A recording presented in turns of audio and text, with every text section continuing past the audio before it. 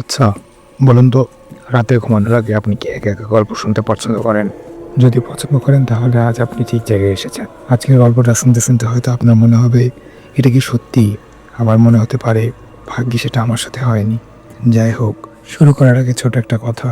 আপনি যদি এমন গল্প পছন্দ করেন তাহলে চ্যানেলটা সাবস্ক্রাইব করে রাখুন, কারণ এখানে প্রতিটা গল্প একটু আলাদা, একটু অস্বস্তিকর। আর আপনার জন্য আমরা সবসময় রয়েছি।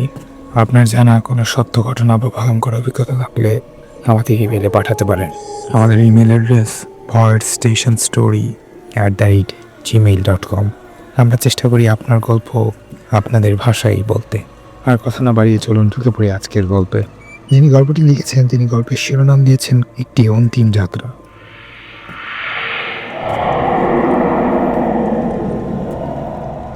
আপনি শুনছেন ভয়ের স্টেশন, যেখানে রাত কথা বলে আর ভয় গল্প হয়ে বেঁচে থাকে।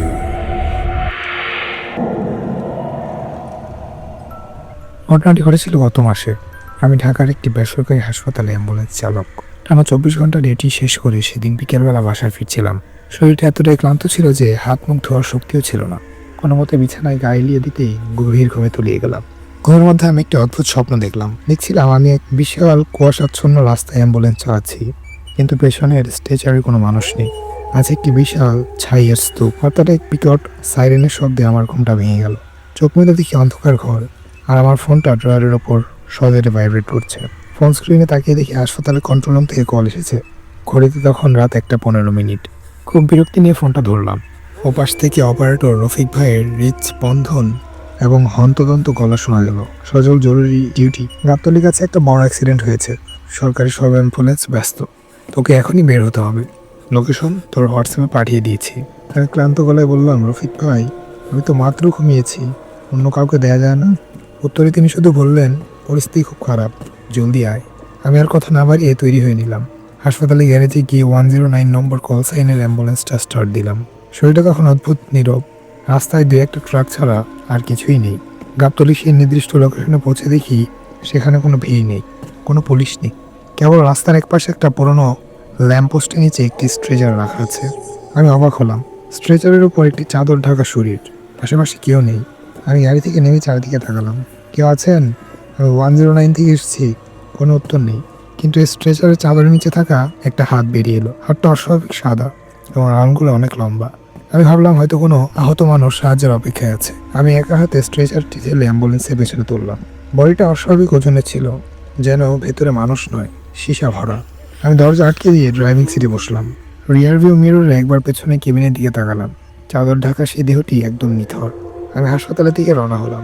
কিন্তু কিছু দূর যাওয়ার পরেই আমি লক্ষ্য করলাম অ্যাম্বুলেন্সের ভেতরে যে ডিজিটাল ঘড়িটা ছিল সেটার সময় উল্টো দিকে ঘুরতে শুরু করেছে। 1:30 থেকে সময় কমে 1:20 চলে এলো। হঠাৎ পেছনে কেবিনে সেই স্লাইডিং জানালা দিয়ে একটা খসখস শব্দ এলো। আমি আয়নায় তাকিয়ে দেখি চাদর ঢাকা সেই শরীরটা ধীরে ধীরে উঠে বসছে। চাদরের নিচে থেকে তার মুখটা দেখা যাচ্ছে না, কিন্তু তার নিঃশ্বাসের শব্দটা ইঞ্জিনের আওয়াজকেও ছাপিয়ে দিচ্ছে। আমি ভয়ে স্টিয়ারিংটা শক্ত করে ধরলাম। ঠিক সেই মুহূর্তে আমার ফোন আবার রফিক ভাইয়ের কল এলো। আমি কাঁপা কাঁপা হাতে ফোনটা রিসিভ করলাম। ওপাশ থেকে রফিক ভাই চিৎকার করে বললেন, সজল, তুই কোথায়? তুই গাড়ি নিয়ে বের হয়েছিস? আমি তো তোকে কল দিইনি। আমাদের সব অ্যাম্বুলেন্স তো গ্যারেজেই আছে। আমার হাত থেকে কলটা পড়ে গেল। তখন একটু 15 মিনিটে আমাকে কলটা কে দিয়েছিল? আর আমার ঠিক পেছনে এই চাদর ঢাকা মূর্তিটা এখন কি?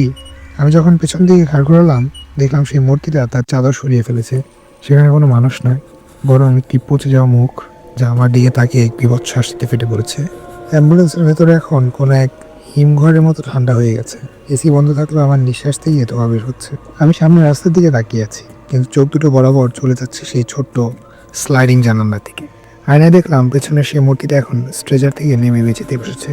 তার পরনের সাদা কাফনটা এখন মাটির ধুলোয় আর কালচে রক্তে মাখানো। সে তার লম্বা নখ দিয়ে স্লাইডিং জানালার কাছে আঁচড় কাটতে শুরু করলো। কড়কড় কড়কড় শব্দটা আমার মস্তিষ্কের ভেতরে গিয়ে বাজছে। হঠাৎ এক অদ্ভুত গম্ভীর গলায় সে বলে উঠল, সজল, ঘড়িতে সময় তো শেষ হয়ে আসছে। আমি তাকিয়ে দেখি ড্যাশবোর্ডের ডিজিটাল ঘড়িটা এখন সময় দেখাচ্ছে 1:05। সময় সত্যিই পেছনের দিকে যাচ্ছে। তার মানে কি আমি 1:15 সেই রহস্যময় কালটা আসার আগের সময় ফিরে যাচ্ছি? যদি ঘড়িটা 1টা বাজে, তবে কি আমি অস্তিত্বহীন হয়ে যাব? আমি পাগলের মতো ব্রেক চাপলাম। চাকা রাস্তার উপর ঘষে গিয়ে বিকট শব্দ হলো, কিন্তু গাড়ি থামলো না। ব্রেক পুরোপুরি ফেল। অ্যাম্বুলেন্সটা আপন শক্তিতে 80 কিলোমিটার বেগে শহরের ভেতর দিয়ে ছুটছে। আমি স্টিয়ারিং ডানে বামে ঘোরালাম, কিন্তু ওটা যেন জমে পাথর হয়ে গেছে। গাড়িটা নিজে এখন তার গন্তব্য ঠিক করছে। ঠিক তখন আমার ফোনের স্ক্রিনটা আবার জ্বলে উঠলো। কোনো নাম্বার নেই, শুধু লেখা আর নন। আমি ফোনটা ধরবো না ঠিক করেছিলাম, কিন্তু আমার হাতটা নিজের অজান্তে রিসিভ বাটন চলে গেল। আমি ফোনটা কানের কাছে ধরলাম। ওপাশ থেকে কোনো মানুষের গলা নয়, বরং অ্যাম্বুলেন্সের সাইরেনের মতো এক দীর্ঘ আর্তনাদ ভেসে এলো। তারপর খুব ফিসফিস একটা কণ্ঠস্বর বলল, পেছনে থাকা সজল, চাদরটা সরিয়েছি, এবার মুখটা তো দেখ। আমি ভয়ে কুকড়ে গিয়ে পেছনে জানালায় চোখ রাখলাম। সেই সত্তাটি এখন জানালার একদম কাছে। তার গায়ের চামড়াগুলো ঝুলে পড়েছে, আর গর্ত হয়ে যাওয়া চোখের ভেতর থেকে একজোড়া নীল আগুনের পিণ্ড আমার দিকে স্থির হয়ে তাকিয়ে আছে। আমি চিৎকার করে বললাম, কে আপনি? কি চান আমার কাছে? সে তার কুচ্ছিত আঙুলকে ড্রাইভিং সিটের পেছনের দেয়ালে ইশারা করলো। সেখানে রক্ত দিয়ে একটা নাম্বার লেখা, 109। আমার গাড়ির কল সাইন। সে বলল, 10 বছর আগে এই রাতেই 109 নম্বর গাড়িটা যখন অ্যাক্সিডেন্ট করেছিল, ড্রাইভারটা পালিয়ে গিয়েছিল। আমি সেই স্ট্রেচারে একা পড়েছিলাম, রক্তে ভেসে যাচ্ছিল রাস্তা। কেউ আসেনি সজল, কেউ আসেনি। আমার বুক ঠক করে ওঠে। 10 বছর আগে এই হাসপাতালে একটা ড্রাইভার একটি হিট অ্যান্ড রান কেস করে পালিয়েছিল, তা আমি শুনেছিলাম, কিন্তু তার সাথে আমার সম্পর্ক ছিল। ঘড়িতে তখন 1টা। হঠাৎ রাস্তার দুপাশে দালান কোঠাগুলো ঝাপসা হয়ে যেতে লাগলো। আমি দেখলাম আমি আর ঢাকার রাস্তায় নেই। আমি চলে এসেছি এক ঘন কুয়াশাচ্ছন্ন নির্জন হাইওয়েতে। সামনের একটা কালভার্ট দেখা যাচ্ছে। সেই সপ্তাহটি হঠাৎ স্লাইডিং জানালাটা সজোরে খুলে ফেললো এবং তার বরফ শীতল হাত দিয়ে আমার কাঁধে চেপে ধরলো। তার স্পর্শে আমার মনে হলো আমার শরীরের রক্তগুলো মুহূর্তেই জমে পাথর হয়ে যাচ্ছে। সে আমার কানের কাছে এসে নিয়ে বলল, আজ সেই রাত সজল, আজ তুই ড্রাইভ করবি না, আজ তুই হবে সেই যাত্রী। গাড়িটা এখন সেই কালভার্টের দিকে ঘন্টায় 100 কিলোমিটার বেগে ধাবিত হচ্ছে। আমি দেখলাম কালভার্টের ওপরে ঠিক 10 বছর আগে সেই দুর্ঘটনাটি পুনরাবৃত্তিত হচ্ছে। মাঝ রাস্তায় একটি নিথর দেহ পড়ে আছে, আর আমার অ্যাম্বুলেন্সটি সরাসরি সেদিকেই যাচ্ছে। আমি চোখ বুজেছিলাম, ভেবেছিলাম এই বুঝি সব শেষ, কিন্তু কোনো আঘাত অনুভব করলাম না। চোখ মেলে দেখি অ্যাম্বুলেন্সটা কালভার্টের ঠিক মাঝখানে থেমে আছে। চারপাশে ঘন কুয়াশা, আর সেই কুয়াশার ভেতর থেকে ভেসে আসছে কান্নার স্বর। আমি ড্রাইভিং সিট থেকে নামার চেষ্টা করলাম, কিন্তু দেখলাম আমার পা দুটো মেঝেতে আটকে আছে, ঠিক যেন কেউ আঠা দিয়ে আটকে রেখেছে। পেছনে সে সত্তাটি এখন আমার পাশের প্যাসেঞ্জার সিটে বসে পড়েছে। তার পচা মাংসের গন্ধটা এখন তীব্র থেকে তীব্রতর হচ্ছে। সে তার হাড় বের হওয়া হাতটা বাড়িয়ে ড্যাশবোর্ডের ওপর রাখা আমার একটা পুরনো পারিবারিক ছবি তুলে নিল। এই ছবিটাতে আমি আর আমার বাবা দাঁড়িয়ে আছি। সেই ছবিটার দিকে তাকিয়ে বিভৎস দীর্ঘশ্বাস ফেলে বলল, চিনতে পারছে সেই মানুষটাকে? 10 বছর আগে যে ড্রাইভার আমাকে এই রাস্তায় ফেলে পালিয়েছিল, সে তোর কেউ হতো না সজল? আমার মাথায় যেন বজ্রপাত হলো। আমার বাবা একজন অ্যাম্বুলেন্স চালক ছিলেন, তিনি তো 2 বছর আগে স্ট্রোক করে মারা গেছেন। বাবার সাথে এই ঘটনার কী সম্পর্ক? আমি চিৎকার করে বললাম, মিথ্যা কথা, আমার বাবা কোনোদিন এমন কাজ করতে পারেন না। সে সত্তাটি হাসলো। সেই হাসিতে কোনো আনন্দ ছিল না, ছিল এক নরকীয় হাহাকার।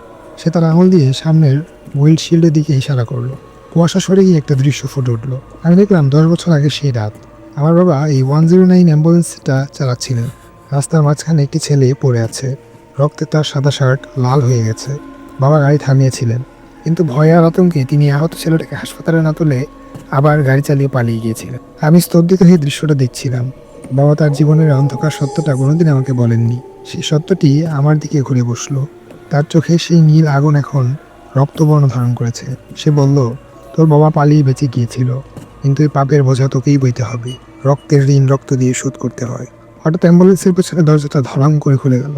আমি দেখলাম রাস্তায় সেই মৃত ছেলেটি, যার শরীরটা দুমড়ে মুচড়ে আছে, সে ধীরে ধীরে স্ট্রেচার থেকে নেমে আমার দিকে আসছে। তার মুখটা নেই, শুধু রক্তাক্ত একটা মাংসপিণ্ড। সে আমার জানালার কাছে এসে তার রক্তমাখা হাত দিয়ে কাছে একটা চিহ্ন আঁকলো। ঠিক সেই মুহূর্তে আমার ফোনে আবার সেই 1:15 সেই কলটা এলো। আমি ফোনটা ধরতে ওপাশ থেকে আমার নিজের বাবার গলা শুনতে পেলাম। বাবা কাঁদছেন আর বলছেন, সজল পালা, ও তোকে ছাড়বে না, ও তোর বাবাকে পায়নি, তাই তোকে নিতে এসেছে, পালা সজল। কিন্তু আমি পালাবো কোথায়? গাড়িটা এখন আবার স্টার্ট নিল। এবার ইঞ্জিন থেকে মানুষের ভোগানির শব্দ বের হচ্ছে। গাড়িটা পেছনের দিকে চলতে শুরু করলো। হাইওয়ের দিকে উল্টো পথে গাড়িটা ছুটছে অন্ধকারের দিকে। আমি আয়নায় দেখলাম আমার নিজের চেহারাটা ধীরে ধীরে বদলে যাচ্ছে। আমার চামড়া ফ্যাকাশে হয়ে যাচ্ছে, আর আমার চোখের মনি দুটো সাদা হয়ে আসছে। সে সত্তাটি আমার কানের কাছে ফিসফিস করে বলল, সময় আবার সোজা দিকে ঘুরছে সজল, কিন্তু যখন ঘড়িতে 1:15 বাজবে, তখন এই অ্যাম্বুলেন্সের স্ট্রেচারে তুই হবি সেই লাশ।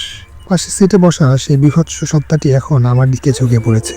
তার পচা চামড়া থেকে চটচটে এক ধরনের তরল আমার জ্যাকেটের উপর পড়েছে। সে তার লম্বা নখ দিয়ে আমার বুকের উপর একটা নকশা আঁকতে বলল। তোর বাবার রক্ত তো ধমনীতেই বইছে সজল। সে একই ভয়, সে একই কাপুরুষতা। তুই কি পারবি এই ঋণ শোধ করতে? আমি যন্ত্রণায় কোকিয়ে উঠলাম। আমার মনে হলো আমার হৃৎপিণ্ডটাকেও বরফ শীতল হাতে চিপে ধরেছে। ঠিক তখন আমার মাথায় একটা বুদ্ধি এলো। বাবা যে ভুলটা করেছিলেন সেটা ছিল ফেলে যাওয়া। বাবা এই হাতে ছেলেটাকে তুলে নেননি। আমি যদি এখন কোনোভাবেই ছেলেটাকে সাহায্য করতে পারি তবে কি অভিশাপ ভাঙবে? আমি চিৎকার করে বললাম, আমি প্রায়শ্চিত্ত করতে চাই, আমাকে সুযোগ দাও। সত্তাটি এক মুহূর্তের জন্য থামলো। তার চোখের লাল আগুন একটু ম্লান হলো। সে হাসলো, তবে সেই হাসিতে ছিল এক কঠিন পরীক্ষা। সে বলল, সুযোগ? সুযোগ তো তুই নিজেই হারিয়েছিস। তাকা পেছনে। আমি আয়নায় তাকে শিউরে উঠলাম। পেছনে স্ট্রেচারে সে রক্তাক্ত মাংসপিণ্ডটি ছিল। সেটা এখন আর সেই ছেলেটার নয়, ওটা আমার নিজের শরীর। আমি দেখলাম স্ট্রেচারে আমারই একটা প্রতিবিম্ব নিথর হয়ে শুয়ে আছে, আর তার বুক থেকে অনবরত রক্ত ঝরছে।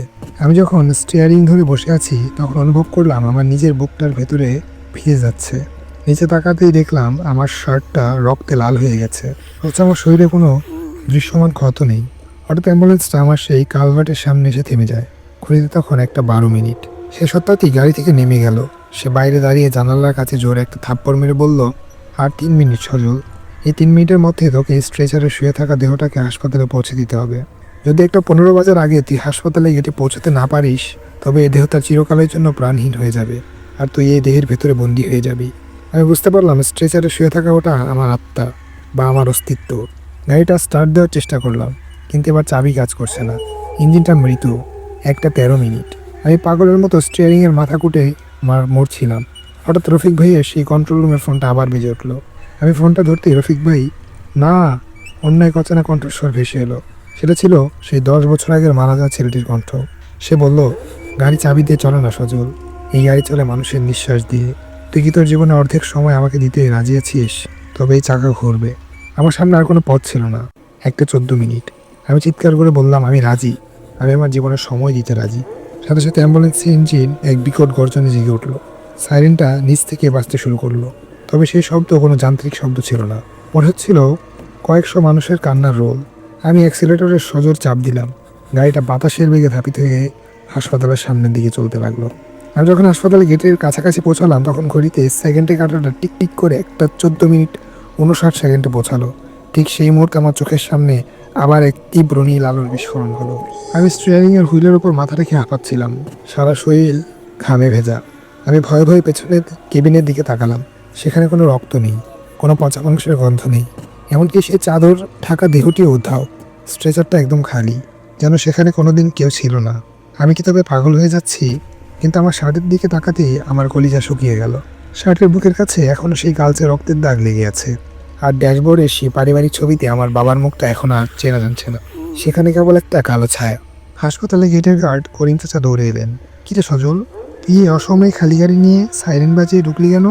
আর তোর এই অবস্থা কেন? আমি কথা বলতে পারলাম না। আমার গলা দিয়ে শুধু একটা ভাঙা শব্দ বের হলো। করিম চাচা যখন আমার হাত ধরলেন তিনি আটকে উঠে হাত ছুড়িয়ে নিলেন। তোর হাত এত ঠান্ডা কেন রে বাবা? মনে হচ্ছে বরফের ছাই ছোলাম। আমি কোনো মতে অ্যাম্বুলেন্স থেকে নামলাম, কিন্তু নামতে গিয়ে দেখলাম আমার শরীরে আগের মতো নেই। আমার হাঁটাচলা করতে কষ্ট হচ্ছে, যেন আমার হাড়গুলো হঠাৎ করেই খুব দুর্বল হয়ে পড়েছে। আমি হাসপাতালে একটা আয়নার সামনে গিয়ে দাঁড়ালাম।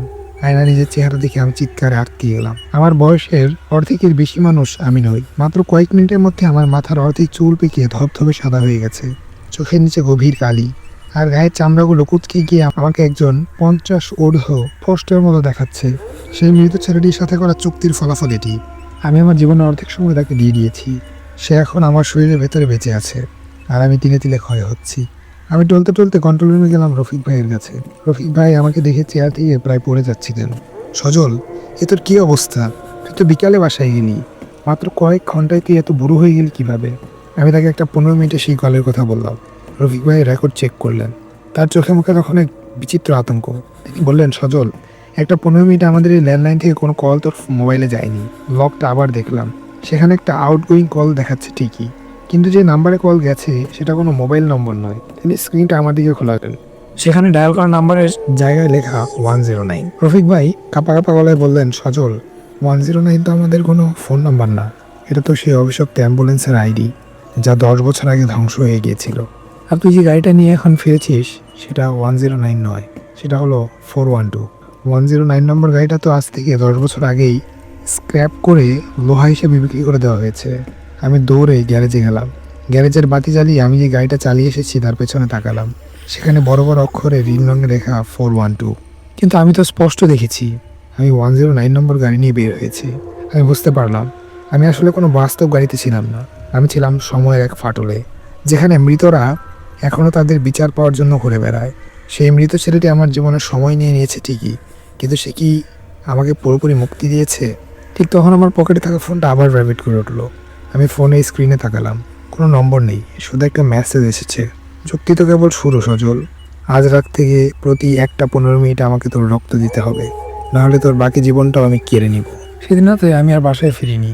হাসপাতালের পেছনের দিকে ড্রাইভারদের বিশ্রাম নেওয়ার একটা ছোট খুপড়ি ঘর আছে, সেখানেই রয়ে গেলাম। রাত যত গভীর হচ্ছিল আমার শরীরের ভেতরে এক বিচিত্র অস্থিরতা শুরু হলো। আমার হাড়ের ভেতরে যেন কেউ করাত দিয়ে কাটছে। ঘড়িতে যখন রাত 1টা বাজলো আমি অনুভব করলাম আমার গলার ভেতরটা মরুভূমির মতো শুকিয়ে কাঠ হয়ে গেছে। এক ফোঁটা পানির জন্য নয়, অন্য কিছুর জন্য এক তীব্র তৃষ্ণা পাচ্ছিল আমার।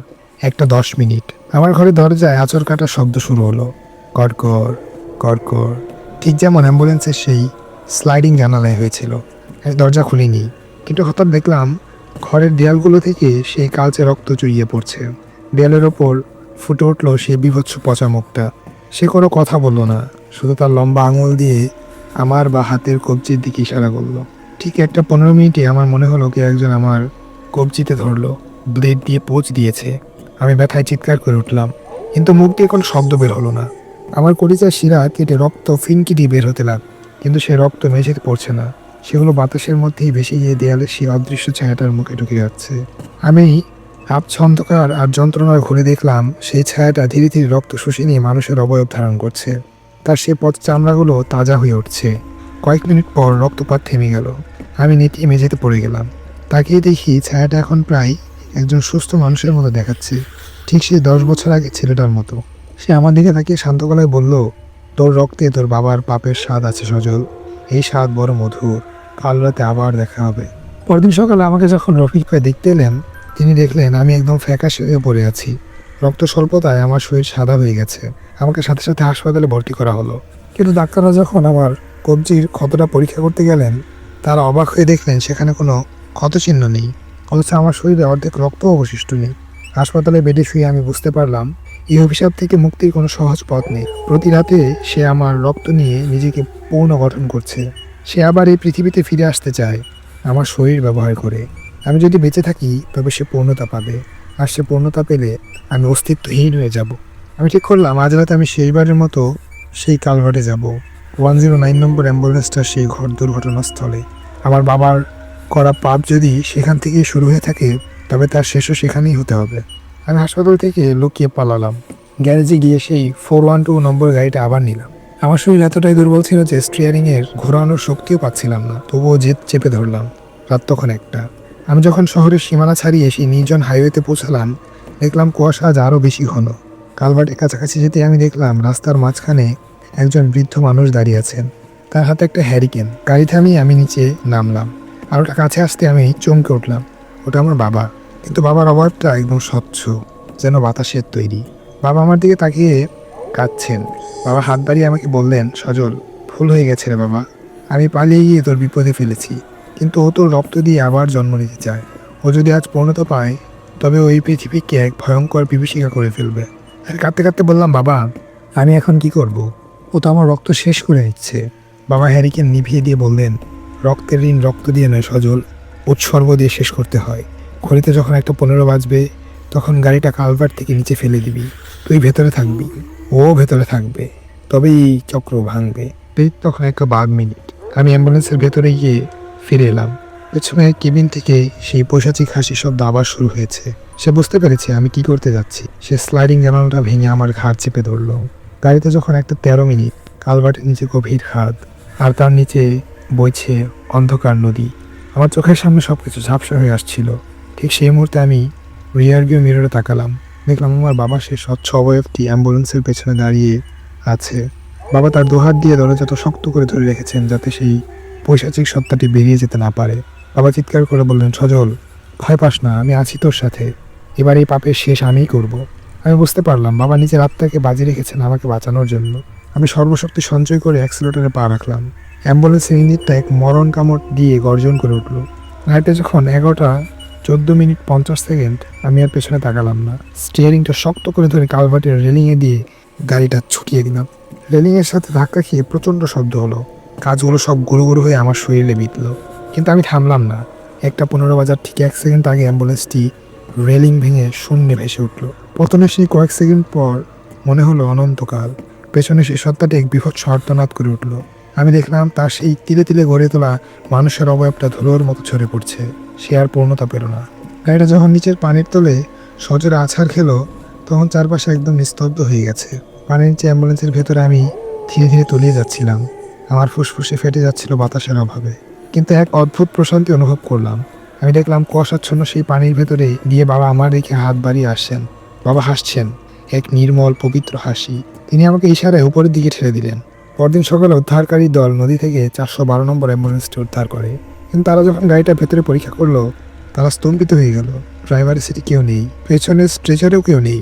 তবে স্টিয়ারিং হুইলের ওপর একটি পুরনো তামার চাবি পড়েছিল, যার ওপর খোদাই করা ছিল 109। আর আমি সেই রাতে মারা যাইনি। জেলেরা আমাকে নদীর পাড়ে অজ্ঞান অবস্থায় উদ্ধার করেছিল।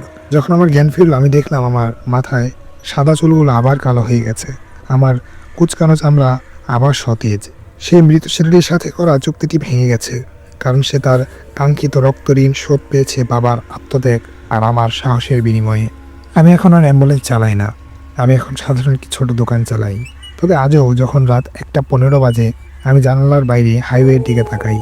মাঝে মধ্যে মনে হয় কুয়াশার ভেতর দিয়ে একটি পুরনো নীল লাল আলো জ্বালা অ্যাম্বুলেন্স সাইরেন ছাড়াই ধীর গতিতে চলে যাচ্ছে, যেন কোনো এক অতৃপ্ত আত্মা আজও সঠিক গন্তব্যের সন্ধানে ঘুরে বেড়াচ্ছে। মানুষ বলে ওটা আমার মনের ভূত, কিন্তু আমি জানি 109 নম্বর কল সাইনটি কোনোদিন হারাবে না। এটা একটা সতর্কবার্তা হয়ে যাবে, যাতে আর কোন ড্রাইভার মাঝ রাস্তায় কাউকে একা ফেলে পালিয়ে না যায়। কারণ ফেলে আসা প্রতিটা জীবন দিন না একদিন ঠিকই ফিরে আসি হিসাব বুঝে নিতে। আপনার কাছে গল্পটা কেমন লাগলো? ভালো লাগলে অবশ্যই জানাবেন। আর হ্যাঁ, আপনি যদি এই ধরনের গল্প পছন্দ করেন, তাহলে চ্যানেলটিকে সাবস্ক্রাইব করে রাখুন, কারণ সামনে যে ঘটনাটা আসছে সেটার নোটিফিকেশন আপনি মিস করতে চাইবেন না। আর আপনার জীবনে যদি কখনো এমন কিছু ঘটে থাকে যেটা আজও ভাবলে অস্বস্তি লাগে, তাহলে আমাদেরকে জানাতে পারেন। আমাদের ইমেল অ্যাড্রেসে। আমাদের ইমেল অ্যাড্রেস voidstationstory@gmail.com। আর কথা না বাড়িয়ে চলুন চোখে পড়ি আমাদের পরবর্তী ঘটনায়।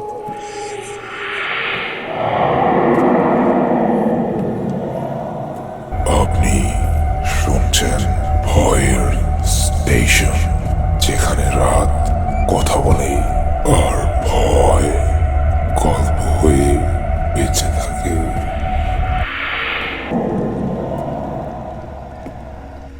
আমার আসল পরিচয় জানানোটা হবে আমার জীবনের সবচেয়ে বড় ঝুঁকি। বর্তমানে আমি যে শহরের জনকোলাহলে নিজেকে লুকিয়ে রেখেছি, সেখানে কেউ জানে না আমার অতীত। আমি নিজের জন্য অনিমেষ ছদ্মনামটি বেছে নিয়েছি। ঘটনাটি ঘটেছিল উড়িষ্যার এক সীমান্ত এলাকায়, যেখানে এক সময় এক তান্ত্রিক জমিদার বংশের রাজত্ব ছিল। আমি পেশায় একজন ঐতিহাসিক গবেষক। লোকমুখে শুনেছিলাম সেই পরিত্যক্ত জমিদার বাড়িতে মাটির নিচে এক গোপন কুঠুরিতে এমন এক সিন্ধুক আছে যা কোনো মানুষের তৈরি করেনি। কথিত আছে সেই সিন্ধুকটি রক্তজবার আলপনা দিয়ে সিল করা। আমি এসব অলৌকিকতায় বিশ্বাস করতাম না। আমার লক্ষ্য ছিল প্রত্নতাত্ত্বিক তথ্য সংগ্রহ করা। আমি যখন সেই গ্রামে পৌঁছালাম, তখন আকাশে ভেঙে বৃষ্টি নামার উপক্রম। বিদ্যুৎ নেই, চারদিকের গাছপালাগুলো ঝড়ের পূর্বাভাসে মাতব করছে। গ্রামের এক বৃদ্ধকে যখন জমিদার বাড়ির পথ জিজ্ঞেস করলাম, তিনি আমার দিকে পিটপিট করে তাকিয়ে বললেন, বাবু, ও বাড়িতে প্রদীপ নিয়ে ঢুকবেন না, কারণ ওখানকার অন্ধকার সাধারণ অন্ধকার নয়। ওখানে আলো জ্বালালে আপনি ওপাশ থেকে কিছু একটাকে ডেকে আনবেন। আমি তার কথা হেসেই উড়িয়ে দিয়েছিলাম। আমার কাছে আধুনিক কোনো আলো ছিল না, কারণ স্টেশনের কাছে আমার ব্যাগ চুরি হয়ে গিয়েছিল। শুধু সাথে ছিল একটা মাটির প্রদীপ আর সামান্য তেল পরের টুকরোয় মোড়া দেশ লাইট। আমি যখন জমিদার বাড়ির গেটের সামনে দাঁড়ালাম, দেখলাম এক বিশাল অট্টালিকা শেওলা আর লতাপাতায় ঢাকা পড়ে আছে। বাড়িটার সদর দরজাটা হা করে খোলা, যেন এক বিশাল দানব তার মুখ খুলে আমার অপেক্ষায় আছে। আমি প্রদীপটা জ্বালালাম। মাটির প্রদীপের শিহাটি জ্বলে উঠতে এক বিচিত্র স্তব্ধতা আমাকে গ্রাস করলো। ঝড়ের শব্দ, বাতাসের শ্বাসে আওয়াজ, সবকিছু এক নিমিষে বন্ধ হয়ে গেল। মনে হলো আমি কোনো শব্দহীন শূন্যতায় প্রবেশ করছি। আমি হলের ভেতরে পা রাখলাম। প্রদীপের তীক্ষ্ণ আলোয় দেয়ালের দিকে তাকাতে আমার শরীর হিম হয়ে গেল। দেয়ালের গায়ে ধুলোর ওপর অদ্ভুত সব আলপনা আঁকা।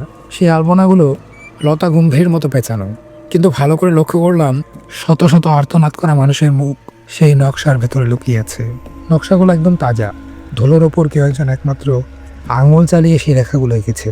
আমি যখন একটি নকশা ছুঁতে গেলাম, দেখলাম সেই রেখাগুলো থেকে হালকা তাপ বের হচ্ছে, যেন ওগুলো কোনো জ্যান্ত শরীরের শিরা।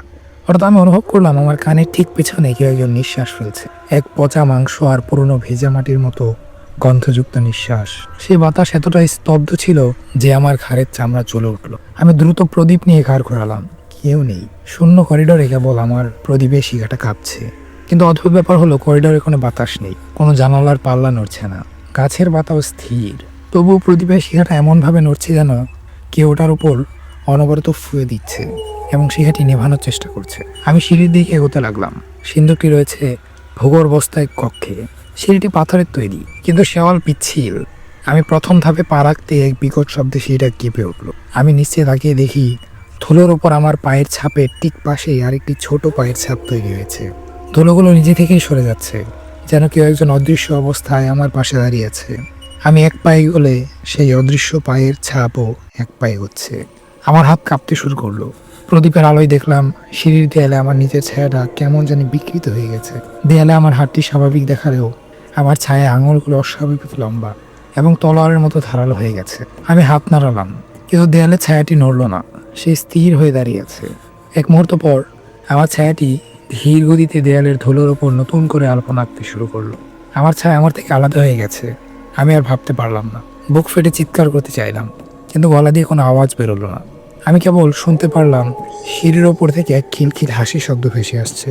সেই হাসি কোনো মানুষের নয়, মনে হচ্ছিল পাথর আর মাটির নিচ থেকে উঠে আসা কোনো প্রাচীন পিশাচের উল্লাস।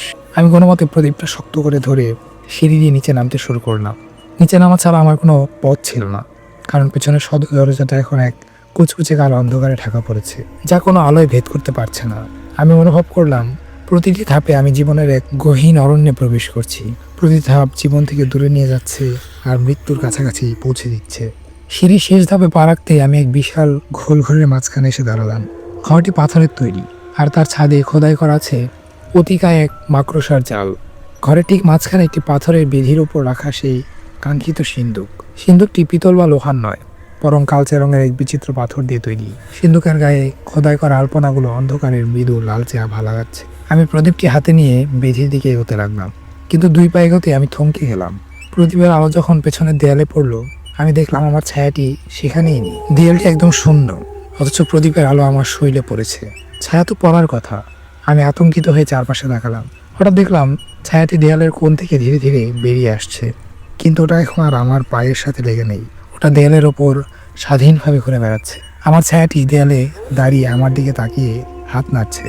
তার আঙুলগুলো এখন আরো লম্বা, নখের ডগায় যেন ধারালো বাড়ির জমে আছে। ছায়াটি দেয়ালের ওপর রাখা একটি পুরনো মশালদানি থেকে একটা অলৌকিক মশাল তুলে নিল এবং দেয়ালে আঁকা সেই আলপনাগুলোর ওপর স্পর্শ করলো। সাথে সাথে পুরো ঘরের দেয়ালে থাকা আলপনাগুলো জীবন্ত হয়ে উঠল। নকশার ভেতরে সেই মানুষগুলোর মুখগুলো যন্ত্রণায় কুঁচকিয়ে যেতে লাগলো। ঘর ভর্তি এক অস্ফুট আর্তনাদ প্রতিধ্বনিত হলো। আমি ভয়ে সিন্দুকের ওপর হুমড়ি খেয়ে পড়লাম। সিন্দুকটি খোলার জন্য কোনো চাবি নেই, ওর ঢাকনাটি এক বিশাল পাথরের স্ল্যাব দিয়ে আটকা। আমি সর্বশক্তি দিয়ে ঢাকনাটি সরানোর চেষ্টা করলাম, কিন্তু তখনই সিন্দুকের ভেতরে থেকে একটি ভারী কণ্ঠস্বর ভেসে এলো। অনিমেষ, তুই কি প্রস্তুত তোর ছায়াকে বিসর্জন দিতে? এই সিন্দুক খুললে তুই যা পাবি তা দেখার মতো চোখ কি তোর আছে? আমি কথা বলার শক্তি হারিয়ে ফেলেছিলাম। আমার নিজের নাম এই নির্জন কুঠুরিতে শুনে আমার আত্মা কেঁপে উঠল। ছায়াটি তখন দেয়াল ছেড়ে মেঝেতে নেমে এসেছে। সে এখন তার ডিম্বাতৃত্ব কোনো প্রতিবিম্ব নয়, সে ধীরে ধীরে ত্রিমাত্রিক রূপ নিয়ে দিচ্ছে। তার শরীরটা কুচকুচে কালো ধোয়ার মতো, কিন্তু তার অবয়বটা ঠিক আমারই মতো। সে আমার দিকে ধীর পায়ে এগিয়ে আসছে। আমি পকেট থেকে সেই তেল মোড়ানো দিয়াশলাইয়ের কাঠি বের করলাম। সন্ন্যাসীর সেই কথা মনে পড়লো, অন্ধকার যেখানে জীবন্ত সেখানে আগুনই একমাত্র রক্ষা কবচ। আমি কাঠিটি জ্বালিয়ে সিন্ধুকের সেই লালচে আভার ওপর ধরলাম। মুহূর্তের মধ্যে সিন্ধুকের গায়ের নকশাগুলো থেকে আগুন জ্বলে উঠল। সেই আগুনের তাপে আমার সেই বিদ্রোহী ছায়াটি আর্তনাদ করে পেছাতে শুরু করলো। আগুনের আলোয় ছায়া দুর্বল হয়ে গেছে। আমি সুযোগ বুঝে সিন্দুকটি ঢাকনাটি ধাক্কা দিলাম। প্রচণ্ড এক ঘর্ষণের শব্দে ঢাকনাটি সরে গেল। ভেতরে কোনো সোনাদানা বা হিরে জহরত ছিল না, সিন্ধুকের ভেতরে ছিল স্বচ্ছ পানির মতো এক ধরনের তরল, আর সেই তরলের নিচে শুয়ে ছিল একটি ব্রোঞ্জের তৈরি আয়না। কিন্তু আয়নার উপরিভাগটি কাচের নয়, ওটা পলিশ করা মানুষের হাড়ের মতো সাদা। আমি আয়নাটি হাতে তুলে নিলাম। সাথে সাথে কুঠুরির সমস্ত আলপনাগুলো দেয়াল ছেড়ে বেরিয়ে এসে আমার চারপাশে ঘিরে ফেললো। তারা বাতাসের মধ্যে ভাসছে, ঠিক যেন কালো রঙের বিষাক্ত কীট পতঙ্গ। আমার ছায়াটি এখন কুঠুরির এক কোণে কুটিসুটি মেরে বসে আছে, যেন সেই আয়নাটিকে ভয় পাচ্ছে। আমি যখন আয়নার সাদা পিঠের দিকে তাকালাম, আমি নিজের চেহারা দেখলাম। আমি দেখলাম 10 বছর আগের এক দৃশ্য। এক যুবক একাই জমিদার বাড়ির সামনে দাঁড়িয়ে আছে, তার হাতে একটি ম্যাপ। সেই বাড়ির রহস্য উদ্ঘাটন করতে এসেছে। আমি চমকে উঠলাম, এই যুবকটি তো আমিই ছিলাম, কিন্তু আমার তো মনে পড়ছে না আমি 10 বছর আগে এখানে এসেছিলাম। আয়নার ভেতরে থাকা সেই যুবকটি আমার দিকে তাকিয়ে বলল, অনিমেষ, তুই কি ভুলে গেছিস তুই কেন এই ছদ্মনাম নিয়েছিস? তুই তো একবার এখানে এসেছিলি, তুই তোর ছায়াকে এখানে বন্দি করে রেখে পালিয়েছিলি। আজ তুই ফিরে এসেছিস, তো সেই বন্দি ছায়াকে মুক্ত করতে নয়, বরং ওকে চিরতরে ধ্বংস করতে। আমার মাথায় এক প্রচণ্ড যন্ত্রণায় ঢেউ খেলে গেল। এক হারিয়ে যাওয়া স্মৃতি ধীরে ধীরে ফিরে আসতে লাগলো। আমি বুঝতে পারলাম এই ছায়াটি আসলে আমারই এক অভিশপ্ত অংশ, যাকে আমি 10 বছর আগে এক তান্ত্রিক যন্ত্রের মাধ্যমে বিসর্জন দিয়েছিলাম। কিন্তু কেন? ঠিক তখন কুঠুরির সেই নীলাভ আলো নিভে গেল, প্রদীপের তেল শেষ। আমি এখন নিরেট অন্ধকারের ভেতরে একা দাঁড়িয়ে আছি, আর আমার চারপাশে থেকে সেই শত শত আলপনার হিসির শব্দ ভেসে আসছে। অন্ধকারে আমি অনুভব করলাম কেউ একজন আমার হাতটা খুব শক্ত করে ধরেছে। সেই হাতের স্পর্শ একদম মানুষের মতো, কিন্তু হাতটি হাড় কাঁপানো ঠান্ডা। সে আমার কানের কাছে ফিসফিস করে বলল, আলো নিভে গেছে অনিমেষ, এবার ছায়ার রাজত্ব শুরু। সেই হাড়ের আয়নাটা আমার অন্য হাত ধরা ছিল। অন্ধকারের আয়নাটা থেকে একটা ম্লান ধূসর আভা বের হচ্ছিল। সেই হাতটা আমাকে ধরেছিল, সেটা শক্তি বাড়তেই থাকলো। আমার মনে হলো আমার হাতের হাড়গুলো মরমর করে ভেঙে যাবে। ঠিক তখনই সেই ফিসফিসানিটা আবার ভেসে এলো, অনিমেষ, তুই কি এখনো নিজেকে নির্দোষ ভাবিস? তাকাই আয়নার গভীরে, নিজের আসল চেহারাটা দেখে নে। আমি যন্ত্রণার মাঝে আয়নাটার চোখের সামনে ধরলাম। অন্ধকার কুঠুরিতে অলৌকিক এক আলোয় আয়নার উপরিভাগ জ্বলে উঠল। এবার আর সেই 10 বছর আগের যুবক নয়, আয়নায় ভেসে উঠল এক পৈশাচিক দৃশ্য। আমি দেখলাম 10 বছর আগেই একই কুঠুরিতে আমি এক তান্ত্রিকের পাশে বসে আছি। আমার সামনে রাখা একটি বলিদান বেদিতে শুয়ে আছে একটি ছোট বালক। আমার স্মৃতিগুলো বজ্রপাতের মতো ফিরে আসতে লাগলো। আমি ঐতিহাসিক গবেষক হিসেবে নয়, এসেছিলাম অমরত্বের লোভে। সেই তান্ত্রিক আমাকে বলেছিল, আমি যদি আমার শরীরের ছায়া এবং আমার সমস্ত মানবিক করুণাকে এই সিন্ধুকের ভেতরে বন্দি করতে পারি, তবে মৃত্যু আমাকে কোনোদিন ছুঁতে পারবে না। আমি সেই লোভে নিজের আত্মাকে দ্বিধাবিভক্ত করেছিলাম। সেই দিন আমি এই কুঠুরি থেকে বেরিয়ে গিয়েছিলাম এক ছায়াহীন মানুষ হিসেবে। সেই অপরাধবোধ থাকতেই আমার স্মৃতিকে মুছে ফেলেছিলাম, নতুন নাম নিয়েছিলাম অনিমেষ। আয়নার ভেতরে সেই দৃশ্য দেখে আমি চিৎকার করে উঠলাম। আমার হাতের বাঁধন আলগা হয়ে গেল। আমি বুঝতে পারলাম আমার যে ছায়াটি দেয়ালে বিদ্রোপ করছে সে আসলে আমারই সেই বিসর্জন দেওয়া বিবেক। সে আমাকে ঘৃণা করে, কারণ আমি তাকে এই অন্ধকারে 1 দশক ধরে একাকিত্বের নরকে ফেলে রেখে গিয়েছিলাম। হঠাৎ কুঠুরির চারপাশে সেই আলপনাগুলো দেয়াল ছেড়ে বেরিয়ে এসে পূর্ণ অবয়ব ধারণ করলো। তারা এখন আর নিছক নকশা নয়, তারা হলো এই জমিদার বাড়ির মৃত সদস্যদের প্রেতাত্মা, যারা এই তান্ত্রিক যজ্ঞের শিকার হয়েছিল। তারা সবাই মিলে আমাকে ঘিরে ধরে এক অদ্ভুত নৃত্য শুরু করলো। তাদের পায়ের শব্দ পাথরের মেঝেতে হাতুড়ির মতো বাজছে। আমার সেই বিদ্রোহী ছায়াটা এখন অন্ধকারের ভেতরে থেকে বেরিয়ে এলো। সে আর ধোয়াটে নয়, সে এখন প্রায় রক্ত মাংসের মানুষের মতো কঠিন। সে আমার সামনে দাঁড়িয়ে তার হাত বাড়িয়ে দিল। তার চোখে কোনো মনি নেই, শুধু দুটো গভীর অন্ধকার গর্ত। সে আমার গলায় হাত রাখলো। আমি অনুভব করলাম আমার নিঃশ্বাস বন্ধ হয়ে আসছে। তুই ফিরে এসেছিস আমাদের মুক্তি দিতে নয় অনিমেষ। ছায়াটি আমার গলার স্বর হুবহু নকল করে বলল, তুই এসেছিস এই সিন্ধুককে ভেতর থাকা অমরত্বের শেষ বিন্দুটা নিতে, কিন্তু এবার আর পালাবার পথ নেই। আমি কাঁপতে কাঁপতে আয়নাটা সিন্ধুকের ভেতরে থাকা সেই স্বচ্ছ তরলে ডুবিয়ে দিলাম। সাথে সাথে পুরো কুঠুরি এক তীব্র সাদা আলোয় ভরে গেল। সেই তরল আর পানি ছিল না, ওরা ছিল এক জমিদার বংশের 100 বছরের পুঞ্জীভূত অভিশাপ। আয়নাটি ডোবানোর সাথে সাথে তরলটি ফুটতে শুরু করলো। দেয়ালে প্রেতাত্মারা আর্তনাদ করে পেছাতে লাগলো। আমার ছায়াটি যন্ত্রণায় ছটফট করে মেঝেতে লুটিয়ে পড়লো। আমি দেখলাম সিন্ধুকের ভেতরে থেকে সেই স্বচ্ছ তরল উপচে পড়ে মেঝের আলপনাগুলোকে ধুয়ে দিচ্ছে। আলপনাগুলো মুছে যাওয়ার সাথে সাথে কুঠুরির ছাদ পাড়তে শুরু করলো। উপর থেকে ইটের টুকরো আর ধুলো পড়তে লাগলো। আমি বুঝতে পারছিলাম এই বাড়িটি আর বেশিক্ষণ টিকবে না। সিন্ধুকের সিল ভেঙে যাওয়ার এই বাড়িটির সমস্ত অলৌকিক বাঁধন আলগা হয়ে গেছে। আমি কোনো মতে হাড়ের আয়নাটা জাপটে ধরে সিঁড়ির দিকে দৌড়াতে শুরু করি, কিন্তু সিঁড়িগুলো তখন আর নেই, সেগুলো ভেঙে নিচে পড়ে গেছে। আমি যখন এক ভাঙা দেয়াল বেয়ে উপরে ওঠার চেষ্টা করছি, আমি অনুভব করলাম নিচ থেকে কি একজন আমার পা টেনে ধরেছে। আমি নিচে তাকিয়ে দেখি আমার সেই ছায়াটা অর্ধগলিত অবস্থায় আমার পা জাপটে ধরে আছে। সে কাঁদছে। তার কান্না কোনো পিশাচের মতো নয়, ওটা একজন মানুষের আর্তনাদ। সে বলছে, আমাকে এখানে একা ফেলে যাস না অনিমেষ, আমাকে সাথে নিয়ে চল। আমার ভেতরে এক তীব্র টানা পড়া শুরু হলো। এই ছায়াটা আমারই অংশ, একে ছেড়ে আমি এক অসম্পূর্ণ মানুষ। কিন্তু একে সাথে নেওয়া মানে এক ভয়ানক অভিশাপকে আমার নিজের সাথে জড়িয়ে নেওয়া। আমি কি পারবো সে অন্ধকার অতীতকে আমার নিজের ভেতরে ঠাঁই দিতে? ঠিক তখন ওপর থেকে একটা বিশাল পাথরের স্ল্যাব আমার ওপরে ধপাস করে পড়লো। আমি স্তব্ধ হয়ে দাঁড়িয়ে রইলাম। আমার একদিকের মন বলছে এটাই সুযোগ, এই পাথরে ওকে চিরতরে এক কুঠুরিতে পুঁতে ফেলতে, আর আমি মুক্ত হয়ে ফিরে যাবো আমার শহরে। আমার আর কোনো অতীত থাকবে না, কোনো ছায়া থাকবে না। কিন্তু অন্য মনটা বিষাক্ত এক ব্যথায় নীল হয়ে যাচ্ছিল। ওই ছায়াটা তো কোনো দানব নয়, ওটা আমারই বিসর্জন দেওয়া বিবেক। 10 বছর আগে আমি যে স্বার্থপরতার পরিচয় দিয়েছিলাম, আজকে আবার সে একই কাজ করব। হঠাৎ ছাদ থেকে জল পড়ার মতো শব্দ শুরু হতে লাগলো। তাকিয়ে দেখি ছাদের ফাটল দিয়ে সেই সিন্ধুকের স্বচ্ছ তরল নয়, বরং ঝরঝর করে তাদের রক্ত চুইয়ে পড়ছে। কুঠুরির সেই প্রেতাত্মারা যারা দেয়াল ছেড়ে বেরিয়ে এসেছিল, তারা এখন আবার একত্রিত হচ্ছে। তাদের অবয়বগুলো গলে গিয়ে একটা বিশাল কাদার মতো পিণ্ডে পরিণত হচ্ছে, যা ধীরে ধীরে আমার দিকে এগিয়ে আসছে। সেই পিণ্ড থেকে শত শত হাত বেরিয়ে আসছে আমার দিকে। আমি আর দ্বিধা করলাম না, দৌড়ে গিয়ে সেই পাথরের স্ল্যাবটা সরানোর চেষ্টা করল। পাথরটা অসম্ভব ভারী, কিন্তু আমার ভেতরে তখন এক অধীম জিদ চেপে বসেছে। আমি চিৎকার করে বললাম, আমি তোকে আর একা ছেড়ে যাব না, আমরা একসাথে এক নরক থেকে বেরোবো। আমি যখন সর্বশক্তি দিয়ে পাথরটা সামান্য তুললাম, আমার সেই ছায়াটা ধোয়ার মতো নিচ থেকে বেরিয়ে এলো। কিন্তু সে এবার আর আমার উপর আক্রমণ করলো না, সে দ্রুত আমার শরীরের সাথে মিশে যেতে লাগলো। আমি অনুভব করলাম আমার মেরুদণ্ড দিয়ে এক প্রচণ্ড বৈদ্যুতিক শক বয়ে যাচ্ছে। আমার হাড়ের ভেতরটা বরফ শীতল হয়ে গেল। তার পরক্ষণে এক অসহ্য তাপ। আমার ছায়া আমার ধমনীকে ফিরে পেয়েছে। কিন্তু এই মিলন ছিল অত্যন্ত যন্ত্রণাদায়ক। আমার চোখের মণির দুটো নীল হয়ে জ্বলে উঠল। আমি কুঠিরের অন্ধকার চিরে দেখতে পাচ্ছিলাম।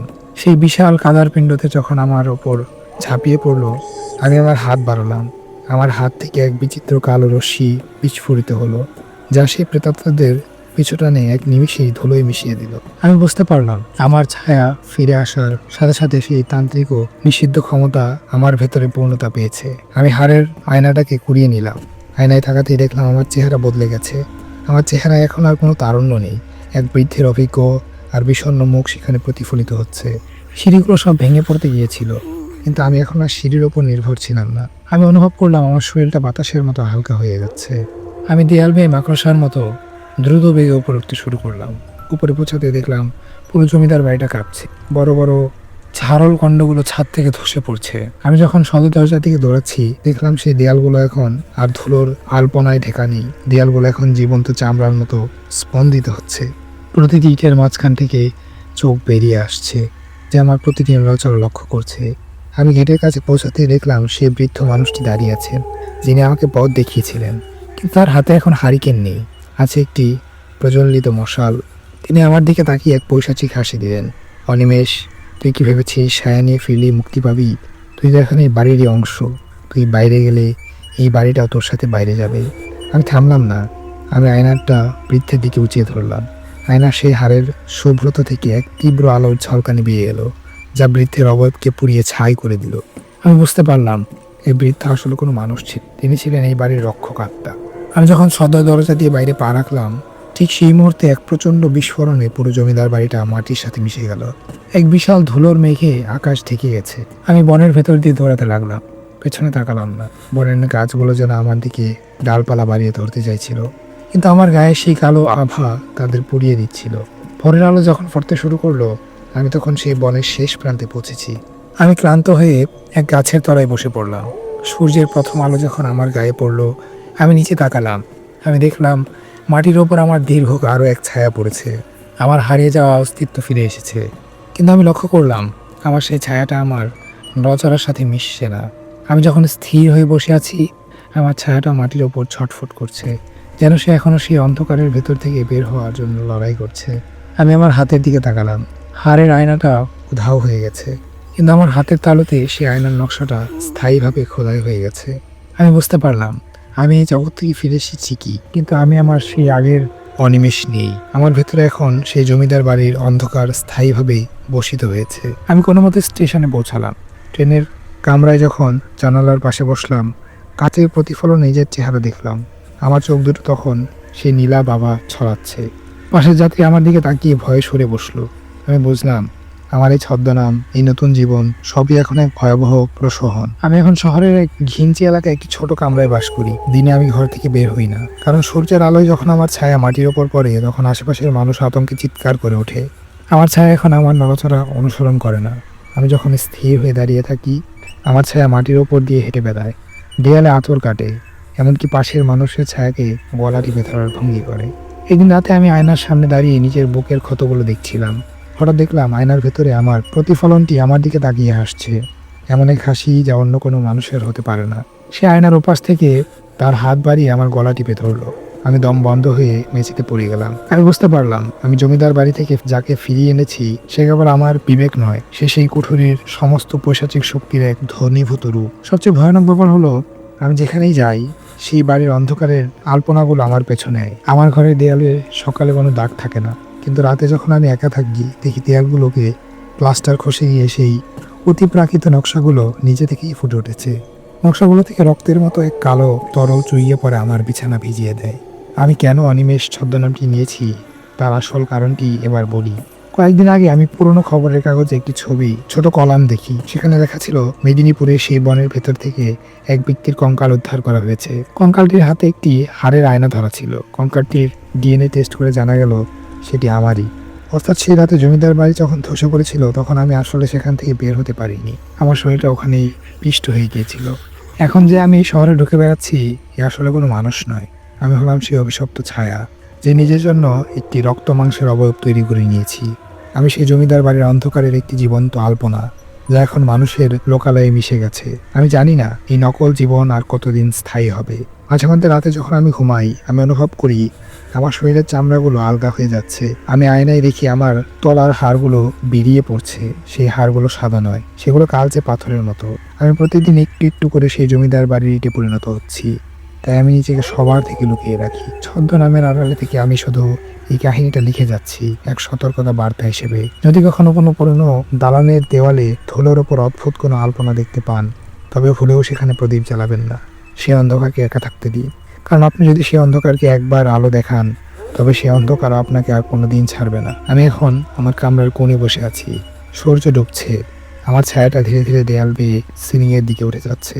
সে আমার দিকে তাকিয়ে ফিসফিস করে বলছে, সময় শেষ অনিমেষ, চলো আবার সে আধার কুঠুরিতে ফিরে যায়। এই ঘটনার পর যদি আপনার মনে হয় এটা কি সত্যি হতে পারে তাহলে বিশ্বাস করুন আপনি একা নন। আপনার কাছে গল্পটা কেমন লেগেছে ভালো লাগলেও জানাবেন, খারাপ লাগলেও জানাবেন, কারণ প্রতিটি প্রতিক্রিয়ায় ঠিক করে দেয় পরের গল্পটা কতটা গভীর অন্ধকারে যাবে। এমন গল্প নিয়মিত পেতে চ্যানেলটি সাবস্ক্রাইব করে রাখুন। আর আপনার জানা কোনো সত্য ঘটনা বা ভয়ঙ্কর অভিজ্ঞতা থাকলে আমাদের ইমেইলে পাঠাতে পারেন। আমাদের ইমেল অ্যাড্রেস voidstationstory@gmail.com। তো চলুন দেরি না করে শুরু করি আমাদের পরবর্তী ঘটনা।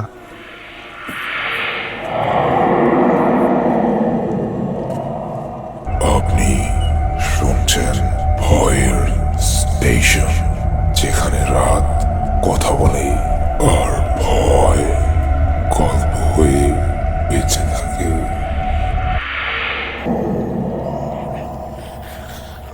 আমার নাম অনিক, এটি আমার আসল নাম নয়। কেন আমি ছদ্মনাম ব্যবহার করেছি সে ব্যাখ্যায় আমি যাব না। শুধু এতটুকু জেনে রাখুন যে এমন কিছু সত্য আছে যা আপনার আসল পরিচয়ের সাথে জড়িয়ে গেলে আপনার ছায়াও আপনার শত্রু হয়ে দাঁড়ায়।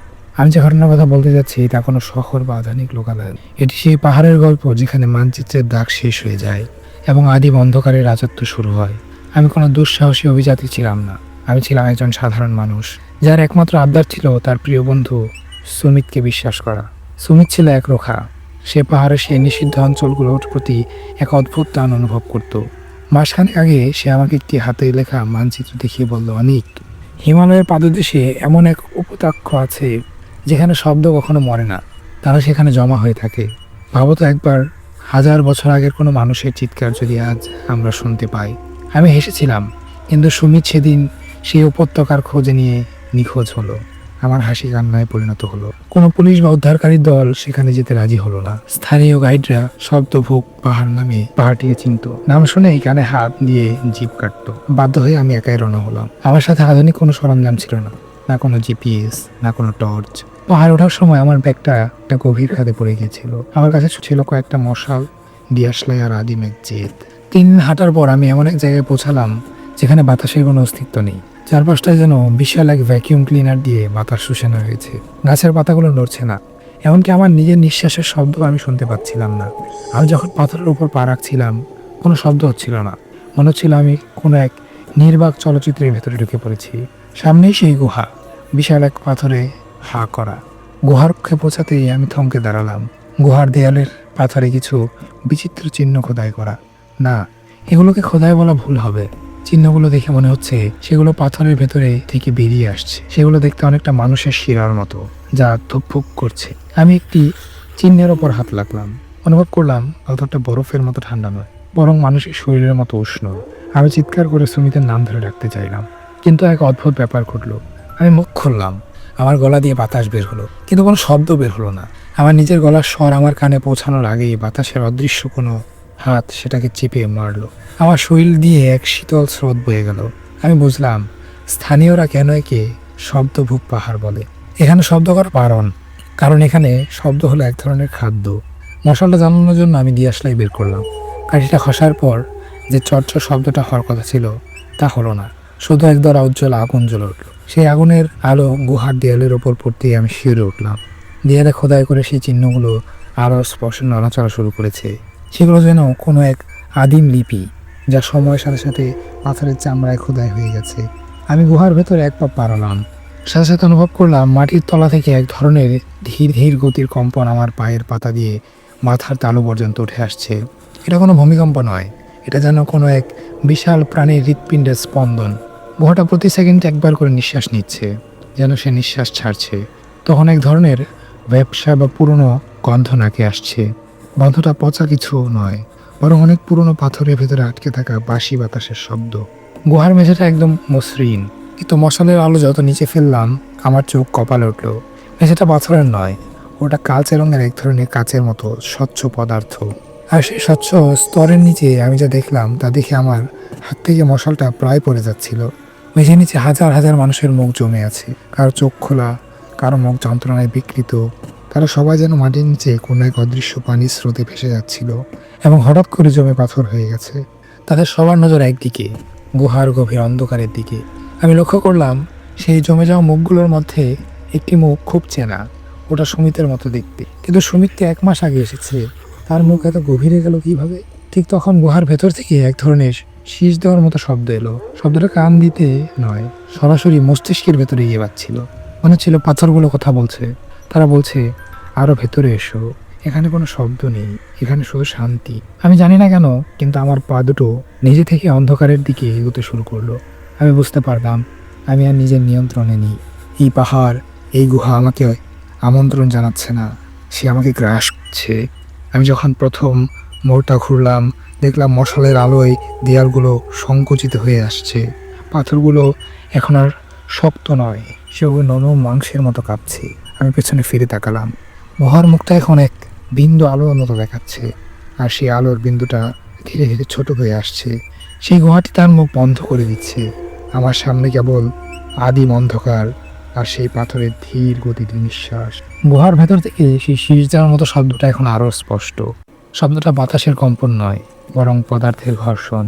আমি যখন মেঝের উপর দিয়ে হাঁটছিলাম, সেই স্বচ্ছ কাচের মতো স্তরের নিচের মুখগুলো হঠাৎ নড়তে শুরু করলো। তারা যেন মাটির নিচ থেকে আমার পায়ের শব্দ অনুভব করতে পারছে। হঠাৎ একটি মুখ, যা দেখতে হুবহু সমিতের মতো, তার চোখ মেলল। পাথরের নিচ থেকে তার সেই চোখের চাহনি আমাকে স্থির করে দিল। তার চোখগুলো এখন আর মানুষের চোখ নয়, সেগুলো স্বচ্ছ পাথরের গোলকের মতো। সে মুখ নাড়িয়েই আমার মনের ভেতরে বলে উঠল, পালাও অনিক, এখানে সময় স্থির নয়, এখানে মানুষ পাথর হয়ে জন্ম নেয়। আমি শিউরে উঠলাম, পালাবো কোথায়? পেছনে ফেরার পর তো গুহাটি ইতিমধ্যেই তার পাথরের চেয়ারটি বন্ধ করে দিয়েছে। আমি মশালটা উঁচিয়ে সামনে তাকালাম, দেখলাম গুহার দেয়ালগুলো এখন আর স্থির নেই, সেগুলো সমুদ্রের ঢেউয়ের মতো ওঠানামা করছে। পাথরগুলো এখন তার শক্ত নয়, সেগুলো নরম স্পঞ্জের মতো। আমি যখন দেয়ালে হাত রাখলাম, আমার আঙুলগুলো ইঞ্চিখানেক ভেতরে ঢুকে গেল। মনে হলো আমি কোনো এক বিশাল প্রাণীর ফুসফুসের ভেতরে দাঁড়িয়ে আছি। হঠাৎ অনুভব করলাম আমার পায়ের তলার সেই স্বচ্ছ মেঝেটা নরম হতে শুরু করেছে। আমার পা দুটো ধীরে ধীরে সেই কাচের মতো পদার্থের ভিতরে ঢুকে যাচ্ছে। আমি টেনে পা তোলার চেষ্টা করলাম, কিন্তু যত বেশি চেষ্টা করছি তত বেশি গভীর তলিয়ে যাচ্ছি, ঠিক যেমন চোরাবালিতে মানুষ ডুবে যায়। ভয়ঙ্কর ব্যাপার হলো, সেই স্বচ্ছ মেঝের নিচে থাকা মৃত মুখগুলো এখন হাত বাড়িয়ে আমার পা চাপটে ধরছে। তাদের আঙুলগুলো হাড়ের মতো শক্ত এবং বরফ শীতল। আমি চিৎকার করার চেষ্টা করলাম, কিন্তু আমার গলা থেকে কোনো আওয়াজ বের হলো না। ওই গুহার শব্দ খেয়ে নেয়। আমি যন্ত্রণায় ছটফট করছি, অথচ পুরো পরিবেশটা একদম নিস্তব্ধ। ঠিক সেই মুহূর্তে মশালটা আমার হাত পেয়ে পড়ে গেল। মেঝেতে পড়ার সাথে সাথে আগুনটা নিভে যাওয়ার কথা ছিল, কিন্তু অদ্ভুতভাবে আগুনটা নিভল না, বরং মেঝে সেই স্বচ্ছ পদার্থের ওপর গিয়ে আগুনটা তরল পদার্থের মতো চারদিকে সরিয়ে পড়তে লাগলো। আগুনের সেই নীলাভ আলোয় আমি দেখলাম গুহার ছাদ থেকে ঝুলে থাকা স্ট্যান্ড লাকটাইনগুলো আসলে পাথর নয়, সেগুলো এক একটি মানুষের উল্টো হয়ে ঝুলে থাকা শরীর। তাদের শরীর থেকে পাথরের রস চুইয়ে চুইয়ে নিচে পড়ছে, আর সেই রস জমে নিচে থেকে স্যালাগ্রাইমার তৈরি করেছে। আমি যখন কোমর পর্যন্ত মেঝের ভেতরে ঢুকে গেছি, তখন অনুভব করলাম আমার নিঃশ্বাসের সাথে সাথে ধুলো নয়, বরং পাথরের কণা আমার ফুসফুসে ঢুকছে। আমার ভেতরে এক ধরনের ভারী ওজন অনুভব করছি। আমি বুঝতে পারলাম এই গুহা শুধু শব্দ খায় না, সে মানুষকেও পাথরে রূপান্তরিত করে। আমার পায়ের রক্ত চলাচল বন্ধ হয়ে গেল। পা দুটো এখন আশার, যেন এগুলো পাথরের স্তম্ভে পরিণত হতে যাচ্ছে। হঠাৎ সেই সুমিতের মতো মুখটা আবার নড়ে উঠল। এবার সে তার হাতটা মেঝের উপরে দিয়ে বের করে আনলো। তার হাতটা এখন মানুষের নয়, ওটা ধারালো পাথরের এক টুকরো। সে আমার হাতের বাঁধন লক্ষ্য করে এক হ্যাঁচকা টান দিল। সেই টানে আমি মেঝের ফাঁদ থেকে বেরিয়ে এলাম, কিন্তু আমার শরীরের নিচের অংশটুকু তখনও ছাই রঙের হয়ে গিয়েছে। সুমিত, বা যা এখন সুমিতের রূপ ধরে আছে, আমার দিকে আঙুল তুলে সামনে ইশারা করলো। কোঠরের একদম শেষ প্রান্তে একটা বিশাল পাথরের দরজা দেখা যাচ্ছে। সেই দরজার গায়ে খোদাই করে আছে একজোড়া বিশাল চোখ। চোখ দুটো এখন বন্ধ, কিন্তু তাদের পাতা থেকে অনবরত ধুলো ঝরছে। সুমিত ফিসফিস করে বলে উঠল, ওটা হলো এই পাথরের হৃৎপিণ্ড। ওটা যখন চোখ মেলে তখন পুরো পৃথিবী স্তব্ধ হয়ে যায়। তোমাকে ওই চোখ বন্ধ রাখতে হবে অনেক, না হলে কেউ এখান থেকে বেঁচে ফিরতে পারবে না। আমি টলতে টলতে সামনের দিকে এগোলাম। আমার পাথর হয়ে যাওয়া পা দুটো মেঝেতে ঘষার ফলে এক বিচিত্র কর্কশ শব্দ হচ্ছিল, যা আমার মগজের শিরা ছিঁড়ে দিচ্ছিল। আমি যখন সেই বিশাল চোখের সামনে গিয়ে দাঁড়ালাম, অনুভব করলাম এক প্রচণ্ড শক্তিশালী চৌম্বকীয় টান। সেই চোখ দুটো ধীরে ধীরে কাঁপছে, তারা খোলার উপক্রম করছে। হঠাৎ গুহার ছাদ থেকে সেই উল্টো হয়ে ঝুলে থাকা শরীরগুলো একসাথে নড়ে উঠল।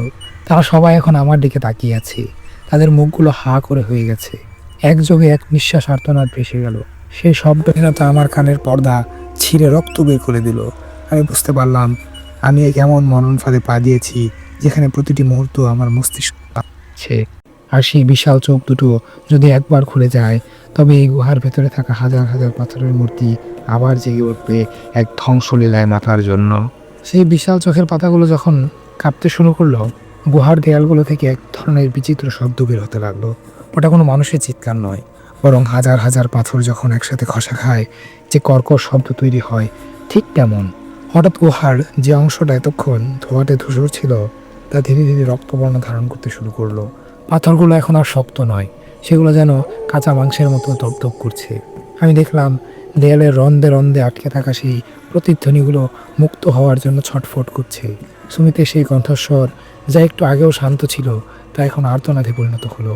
কিন্তু সেই শব্দ তার মুখ দিয়ে বেরোচ্ছে না, বেরোচ্ছে আমার চারপাশে পাথর থেকে। অনেক পালা, ও চোখ মেলছে, ও চোখ মেললে সব স্তব্ধ চিরতরে শেষ হয়ে যাবে। আমি পেছনে ফেরার চেষ্টা করলাম, কিন্তু আমার পাথর হয়ে যাওয়া পা দুটো মেঝেতে গেঁথে গেছে। আমি সেই মুহূর্তে সেই বিশাল পাথরের চোখ দুটো খুলে গেল, কিন্তু চোখের ভেতরে মনই নেই। তার বদলে সেখানে আছে দুটি গভীর গর্ত, যার ভেতরে দিয়ে দেখা যাচ্ছে মহাকাশের মতো এক অনন্ত নক্ষত্রপুঞ্জ। সেই চোখের মণিহীন দৃষ্টি যখন আমার উপর পড়লো, আমি অনুভব করলাম আমার স্মৃতিগুলো একাকি মুছে যাচ্ছে। আমার নাম, আমার ঘর, আমার প্রিয়জন, সব কিছু যেন সেই চোখের গহ্বরে শুষে নেওয়া হচ্ছে। গুহার দেয়ালে থাকা সেই রক্তবর্ণ শিরাগুলো থেকে এখন ফোটায় ফোটায় এক ধরনের ঘন তরল ঝরছে। সেই তরল যেখানেই পড়ছে পাথর হয়ে গিয়ে কাদার মতো হয়ে যাচ্ছে। হঠাৎ একটি গলে যাওয়া দেয়ালের আড়াল থেকে এক সারি ছায়ামূর্তি বেরিয়ে এলো। তারা দেখতে অবিকল মানুষের মতো, কিন্তু তাদের কোনো মুখ নেই। তাদের মুখের জায়গায় মসৃণ পাথর। তারা আমার দিকে হাত বাড়িয়ে ধীর পায়ে এগিয়ে আসে। তাদের নড়াচড়ায় কোনো শব্দ নেই, কিন্তু তাদের উপস্থিতি বাতাসের ঘনত্ব বাড়িয়ে দিয়েছে। আমি বুঝতে পারলাম এরা হলো এই গুহার শিকার, যারা আগে এখানে এসে শব্দ হারিয়েছিল। তারা এই গুহার পাহারাদার, সুমিতের সেই আধো পাথরের শরীরটা হঠাৎ আমার সামনে এসে দাঁড়ালো। তার পাথরে হাত দিয়ে সে আমার বুকটা স্পর্শ করলো। আমি শিউরে উঠলাম। তার হাতের স্পর্শে এক তীব্র স্মৃতি আমার মস্তিষ্কে জিলিক দিয়ে উঠলো। ছোটবেলায় সুমিত আর আমি একসাথে পাহাড়ে চিৎকার করতাম প্রতিধ্বনি শোনার জন্য। সেই প্রতিধ্বনিগুলো কি আজ এই গুহায় বন্দী? অনেক শোনো। সুমিতের কণ্ঠ এখন দেয়ালে ছড়িয়ে সারি সারি হৃৎপিণ্ডের মতো আওয়াজ শোনাচ্ছে। এই গুহা শব্দ দিয়ে নিজেকে জানায়। তুমি যদি তোমার জীবনের সবচেয়ে প্রিয় শব্দটাকে দিতে পারো তবেই তৃপ্ত হবে, নাহলে তোমাকে পুরোপুরি তুলে দিবে। আমি ভাবলাম আমার প্রিয় শব্দ কি? মায়ের ডাক, বৃষ্টির শব্দ, নাকি সুমিতের হাসি? কিন্তু আমি তো শব্দ বলতে পারছি না। এই গুহা তো আমার গলার স্বর কেড়ে নিয়েছে। হঠাৎ সেই বিশাল চোখ থেকে এক ধরনের প্রবল আকর্ষণ শক্তি বের হতে শুরু করলো। গুহার মেঝেতে জমে থাকা সেই স্বচ্ছ স্তরের তলা থেকে হাজার হাজার কঙ্কাল হাত বেরিয়ে আমার কোমর জড়িয়ে ধরলো। তারা আমাকে টেনে সে চোখের গহ্বরে নিয়ে যেতে চায়। আমি অনুভব করলাম আমার হাতের আঙুলগুলো এখন ধীরে ধীরে শক্ত হয়ে যাচ্ছে। চামড়া ফেটে গিয়ে সেখান থেকে ফুলো বেরোচ্ছে। আমি বুঝতে পারলাম আর কয়েক মিনিট, তারপর আমি হয়ে যাব এই দেয়ালের খোদাই করা এক নির্বাক চিহ্ন। ঠিক তখন আমি একটি ঘাত করলাম, যা আমি নিজেও কল্পনা করিনি। আমি আমার পাথর হয়ে যাওয়ার হাতের নখ দিয়ে নিজের বুকে একটি গভীর আঁচড় কাটলাম। রক্ত বের হওয়ার বদলে সেখান থেকে বের হলো এক ধরনের উজ্জ্বল নীল আলো, আমার আত্মার শব্দ। আমি আমার সর্বশক্তি দিয়ে সেই না হওয়া শব্দটাকে মনের কোণ থেকে বের করে চিৎকার দেওয়ার চেষ্টা করলাম। পুরো গুহা কেঁপে উঠল। সেই রক্তবর্ণ দেয়ালগুলো যন্ত্রণায় কুঁচকে গেল। বিশাল সেই চোখ দুটি হঠাৎ সংকুচিত হতে শুরু করলো। কিন্তু তার বদলে গুহার ভেতর থেকে এক বিভৎস প্রতিধ্বনি ফিরে এলো। সেই প্রতিধ্বনি আমার নিজের গলার নয়। আমি জীবনে যত মানুষের সাথে কথা বলেছি তাদের সবার কণ্ঠস্বর একসাথে মিলেমিশে এক দানবীয় গর্জনে পরিণত হয়। সেই গর্জন যখন আমার কানে আঘাত করলো, আমি দেখলাম দেয়াল থেকে ছায়ামূর্তিগুলো ধুলোয় মিশে যাচ্ছে। কিন্তু সেই বিশাল পাথরের চোখটি এখন বন্ধ হওয়ার বদলে আরও বড় হয়ে গেছে। সে যেন আমার সেই আত্মার শব্দ পেয়ে আরও বেশি ক্ষুধার্ত হয়ে পড়েছে। সুমিত আর্তনাদ করে উঠল, অনিক, তুমি যে খাবার দিয়ে দিলে, ও এখন তোমাকে ছাড়বে না। আমি দেখলাম সুমিতের শরীরটা ধীরে ধীরে দেয়ালের ভেতরে ঢুকে যাচ্ছে। পাথর তাকে ঘিরে ফেলছে। আর আমার সামনে সেই বিশাল চোখের গহ্বর থেকে এখন বেরিয়ে আসছে একজোড়া বিশাল পাথরের হাত, যা সরাসরি আমার গলার দিকে এগিয়ে আসছে। হাত দুটো যখন আমার গলার চামড়া স্পর্শ করলো, আমি কোনো ব্যথা অনুভব করলাম না। বদলে অনুভব করলাম এক তীব্র শূন্যতা, যেন আমার অস্তিত্বের সমস্ত উষ্ণতা এই পাথরগুলো শুষে নিচ্ছে। আমার চোখের সামনে যখন সুমিতের শরীরটা দেয়ালের পুরোপুরি মিশে গেছে, শুধু তার মুখটা পাথরের ওপর এক করুণ আলপনার মতো ফুলে গেছে। তার পাথরের চোখ থেকে এক ফোঁটা অশ্রু গড়িয়ে পড়লো, যা মাটিতে পড়ার আগেই হিরে হয়ে জমে গেল। ঠিক সেই মুহূর্তে গুহার সেই বিশালতার চোখটির ভেতর থেকে এক বিচিত্র দৃশ্য ফুটে উঠল। আমি দেখলাম পৃথিবীর জন্মের সময়কাল দৃশ্য, যখন এই গৃহে কোনো শব্দ ছিল না, ছিল কেবল জমাট বাঁধা পাথর আর আগ্নেয়গিরির লাভা। আমি বুঝতে পারলাম এই গুহা কোনো দানব নয়, এটি হলো পৃথিবীর স্মৃতি। পৃথিবী যখন সৃষ্টি হয়েছিল তখন সে ছিল নিঃশব্দ। মানুষ আর প্রাণীগুলো সে পৃথিবীকে যে কোলাহল তৈরি করেছে, পৃথিবী তা সইতে পারে না। তাই সে এই পাথরের গভীরে এই গুহাটি তৈরি করেছে, যা পৃথিবীর আদিম সত্তাকে রক্ষা করে। পাথরের হাত দুটো যখন আমাকে দেয়ালের দিকে টেনে নিয়ে যাচ্ছিল, আমি লক্ষ্য করলাম আমার হাতের আঙুলগুলো এখন পুরোপুরি স্বচ্ছ পাথরের পরিণত। আমি আমার হাত নাড়াতে পারছি না, কিন্তু আশ্চর্যের বিষয় হলো আমি পাথরের দেয়ালের ভেতরকার স্পন্দনগুলো অনুভব করতে পারছি। আমি শুনতে পাচ্ছিলাম পাথরের শিরা উপশিরা দিয়ে বয়ে চলা পৃথিবীর আদিম সেই গুঞ্জন। হঠাৎ আমার মাথায় একটা চিন্তা এলো, যদি এই গুহা শব্দ খেয়ে বাঁচে, তবে আমি যদি একে এমন কোনো শব্দ দিতে পারি যা সে সহ্য করতে পারবে না, তবে হয়তো মুক্তি সম্ভব। কিন্তু কি সেই শব্দ? আমার স্মৃতিগুলো তো ইতিমধ্যেই মুছে গেছে। আমি আমার নাম ভুলে গেছি, আমার পরিচয় ভুলে গেছি। শুধু একটা জিনিস আমার অবচেতন মনে তখনও ধুকধুক করছিল, সুমিতের সেই আর্তনাদ।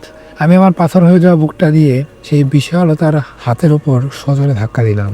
সাথে সাথে আমার হাতের একটা অংশ ভেঙে নিচে পড়ে গেল। কালো শক্ত, কোনো রক্ত বের হলো না, শুধু সাদা ধুলো উঠল। আমি সেই ভাঙা পাথরের টুকরোটা দিয়ে নিজের উটো দিয়ে গুহার সেই বিশালকার চোখের দিকে নিচের নরম অংশে আঘাত করলাম।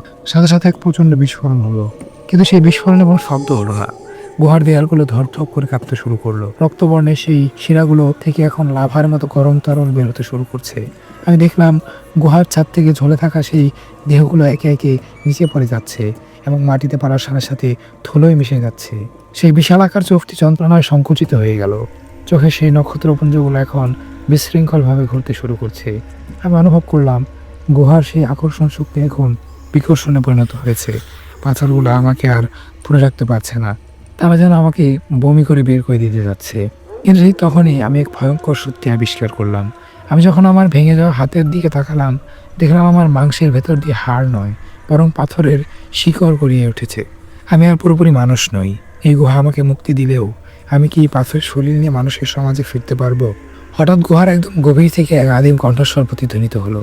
সেটি কোনো ব্যক্তির নয়, সেটি ছিল স্বয়ং পাথরের কণ্ঠ। সে একবার নিস্তব্ধতার স্বাদ পেয়েছে।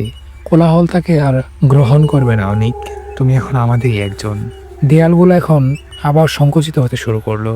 এবার তারা আমাকে গিলে ফেলার জন্য নয়, বরং এই গুহার ভেতরে চিরতরে বন্দি করার জন্য চেপে আসছে। আমি দেখলাম সুমিতের সেই পাথরের মুখটি এখন নড়ে উঠল। তার মুখের ঠোঁট দুটো নড়ল। সে শেষবারের মতো বলল, অনিক, নিচে তাকা, চাবিটা ওখানেই আছে। আমি নিচে তাকালাম। আমার সেই পড়ে থাকা মশালের ছাইয়ের উপর একটা অদ্ভুত লকেট পড়ে আছে। ওটা সুমিতের গলায় থাকতো। আমি যখন লকেটটা হাতে নিয়ে যেতে গেলাম, দেখলাম লকেটটি পাথরের নয়, ওটা খাঁটি রূপার। এই পাথরের রাজ্যে একমাত্র ধাতু। আমি সেই রূপার লকেটটি নিয়ে যখন আমার নিজের পাথর হয়ে যাওয়া বুকে স্পর্শ করলাম, এক তীব্র যন্ত্রণায় ঢেউ আমার সারা শরীরে খেলে গেল। পাথর আর মাংসের সেই লড়াইয়ে আমি চিৎকার করে উঠলাম। প্রথমবারের মতো আমার গলা দিয়ে শব্দ বের হলো। সেই শব্দে গুহার দেয়ালগুলো ফেলে চৌচির হয়ে গেল। কিন্তু সেই শব্দের প্রতিধ্বনি যখন ফিরে এলো, আমি দেখলাম গুহার ছাদ ভেঙে পড়ছে। বিশাল বিশাল পাথরের ছাই আমার মাথার উপরে আসছে। বিশাল এক পাথরের ছাই যখন আমার ঠিক সামনে আছড়ে পড়লো, আমি বুঝতে পারলাম এই পাহাড় আমাকে আর জীবিত ছাড়বে না। সে তার হৃৎপিণ্ড আক্রান্ত হতে থেকে উন্মুক্ত হতে উঠেছে। আমি ভাঙা পা আর আশার হাত নিয়েই গুহার সেই সংকীর্ণ পথের দিকে দৌড়াতে শুরু করলাম। পেছনে তাকাতে দেখলাম সুমিতের সেই পাথরের মুখটি দেয়াল থেকে ধীরে ধীরে খসে পড়ছে। পাথর তাকে চিরতরে গ্রাস করে নিয়েছে। কিন্তু তার চোখে সেই স্পষ্ট দৃষ্টি যেন আমাকে শেষবারের মতো বলছে, ছুটে বলা অনেক, এ অন্ধকার যেন লোকালয়ে না পৌঁছায়। আমি যখন গুহার শেষ মোড়টা পার হচ্ছি, তখন গুহার সেই বিশালকার চোখটি শেষবারের মতো গর্জন করে উঠল। এবার সেই শব্দে কোনো ভাষা ছিল না, ছিল কেবল পাহাড়ের ধসের মতো এক প্রচণ্ড ধ্বংসাত্মক শক্তি। গুহার মুখটি ধীরে ধীরে পাথুরে চোয়ালের মতো স্তব্ধ হয়ে আসছে। আমি শেষ মুহূর্তে এক মরণ ছাপ দিলাম। যখন চোখ মেললাম, আমি পাহাড়ের বাইরে বরফ শীতল মাটির উপর পড়ে আছি। চারপাশে একদম নিস্তব্ধ। কিন্তু এবার সেই নিস্তব্ধতা ভয়ঙ্কর নয়, বরং পরিচিত। আমি আকাশের দিকে তাকালাম। চারটা সাদা মেঘের আড়ালে হাসছে।